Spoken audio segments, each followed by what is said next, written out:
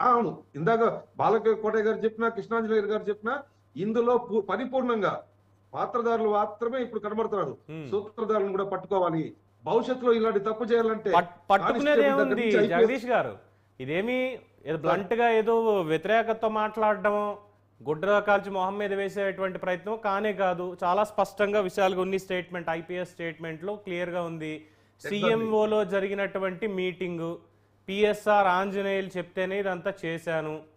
మేము కూడా చేసింది ఇదే. ఇంక బయటకొచ్చి చెప్పాల్సింది కాంతిరాణ టాటా చెప్పాలి. పీఎస్ఆర్ ఆంజనేయులకి ఎవడు చెప్పాడు అనేది పీఎస్ఆర్ ఆంజనేయులు చెప్పాలి. సార్ ఈ సందర్భంగా నేను ఒక మాట చెప్తాను సార్.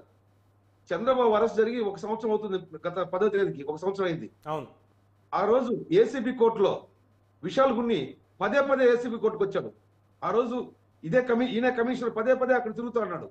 పదే పదే మేజిస్ట్రేట్ ని కలిశారు వీళ్ళు. ఆ రోజు కూడా వీళ్ళు ఓవర్ యాక్షన్ చేశారండి. ఆ రోజు కూడా వీళ్ళు ఓవర్ యాక్షన్ చేశారు. వీళ్ళు ఈ ప్రభుత్వం వచ్చిన నాటి నుంచి ఈ ముగ్గురు ఐపీఎస్ల పైన స్పెసిఫిక్ గా 16 మందిని ఆల్రెడీ డిఐజీ ఆఫీస్ కి అటాచ్ చేశారు. అయితే ఈ ముగ్గురి పైన స్పెసిఫిక్ గా ఖచ్చితంగా ఎంక్వైరీ చేస్తే సార్ కృష్ణాంజనేయులు గారు అన్నట్టు గూగుల్ టేక్అవుట్ తీసుకొని వీళ్ళ యాక్టివిటీస్ వీళ్ళకి ఇంకా వేరే నెంబర్లు ఇవన్నీ కానీ చూస్తే ఇంకెన్ని ఘోరాలు నేరాలు బయటపడతాయన్నది నా నమ్మకం అండి. వీళ్ళు బ్లైండ్ గా భవిష్యత్తులో కూడా జగన్మోహన్ రెడ్డి 30 ఏళ్ళు అధికారంలో ఉంటారనే నమ్మకంతో, విశ్వాసంతో, ఆ స్వామి భక్తితో వీళ్ళు ఈ పనులన్నీ చేశారని నేను నమ్ముతున్నాను. ఇలాంటి వాళ్ళపైన కఠినంగా చర్యలు తీసుకున్నప్పుడే ఇక్కడ దేశ చరిత్రలో జగదీష్ గారు చిన్న కరెక్షన్ ఏంటంటే 30 ఏళ్ల అధికారం అనేది మనం తప్పుగా అర్థం చేసుకున్నాం. బేసిక్గా అది 30 ఏళ్ల అధికారం కాదండి, 30 ఏళ్ల అహంకారం. 30 ఏళ్ళు మేము అహంకారంతో ఉంటామని చెప్పకనే చెప్తున్నారు. అది అధికారం అని మనం తప్పుగా అర్థం చేసుకున్నాం. సార్ ఒకటి మాత్రం నిజం.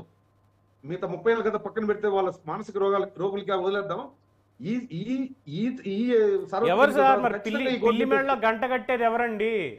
వాళ్ళని మానసిక రోగులుగా వదిలేద్దామని మీరే క్వశ్చన్ చేస్తారు. మరి పిల్లి మెడలో గంట కట్టేది ఎవరు? ఎవరు వాళ్ళని తీసుకెళ్లి చికిత్స ఇప్పించేది ఎవరు? ఈ కూటమి ప్రభుత్వానికి బాధ్యత ఉంది.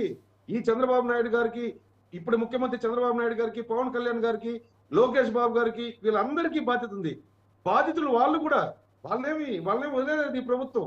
చంద్రబాబు గారికి రుచి చూపించింది, వాళ్ళ సత్తా ఏంటో రుచి చూపించింది, వాళ్ళ క్రిమినాలజీ ఏంటో రుచి చూపించింది, అచ్చెన్నాయుడు గారికి రుచి చూపించింది, పట్టాభి గారికి రుచి చూపించింది. సరే, అందరూ రుచి చూశారు, టేస్ట్ చాలా బాగుందని ఒప్పుకున్నారు. ఆ టేస్ట్ మేము చూపించామని కూడా చెప్తున్నారు. అది వేరే విషయం అనుకోండి. కృష్ణాంజనేయులు గారు, ఒక్క నిమిషం జగదీష్ గారు. సో ఓవరాల్ గా అంటే అందరూ కూడా బాధితులే దీంట్లో. రేపు పొద్దున కూటమి ప్రభుత్వం నిజంగానే చర్యలు తీసుకోవాలి. ఇదే